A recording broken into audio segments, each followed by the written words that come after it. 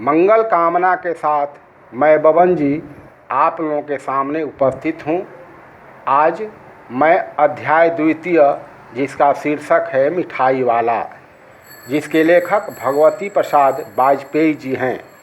इस कहानी में एक ऐसे प्रतिष्ठित व्यक्ति की बात बताई गई है जिसके पास आलीशान मकान, अपना खुद का व्यवसाय, गाड़ी घोड़े, नौकर चाकर, धर्म पत्नी एवं छोटे छोटे 2 मासूम बच्चे भी थे। घर के बाहर संपत्ति का वैभव था तो घर के अंदर सांसारिक सुख भी था। एक समय घर में बच्चों के कोलाहल से घर गुंजित हुआ करता था, लेकिन समय की गति एवं विधाता की लीला ने सब कुछ उससे छीन लिया था। यह प्रतिष्ठित व्यक्ति अपने बच्चों की खोज में कभी खिलौना लेकर खिलौने वाला बनकर, तो कभी मुरली रंग बिरंगी लेकर मुरली वाला बनकर, तो कभी मिठाई लेकर मिठाई वाला बनकर मीठे मधुर स्वर में गाकर नगर की गलियों में घूमता रहता था। बच्चों खिलौने देखकर गदगद हो जाते और वह बिना मुनाफा अर्थात फ़ायदा के बच्चों को अपना खिलौने, मुरली या मिठाई बेचा करता था।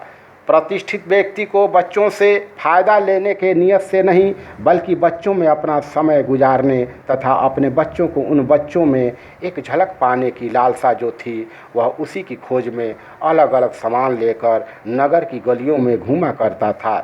जब भी वह नगर में प्रवेश करता, लोगों के बीच उसकी चर्चा शुरू हो जाती। बच्चों में भी उसकी एक झलक पाने की उत्सुकता बढ़ जाती थी। लोग उसे एक फेरी वाला ही समझते थे। लोगों को उसके पीछे छुपे हुए रहस्य को नहीं मालूम था।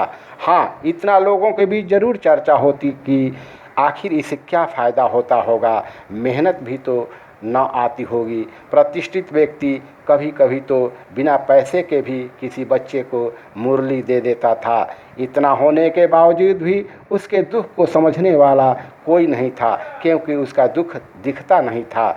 नहीं दिखने के बाद भी रोहिणी नाम की महिला ने उससे कुछ बातें पूछने के लिए अस्थिर हो जाती है। वह पूछती है, आपको इन व्यवसाय में भला क्या मिलता होगा?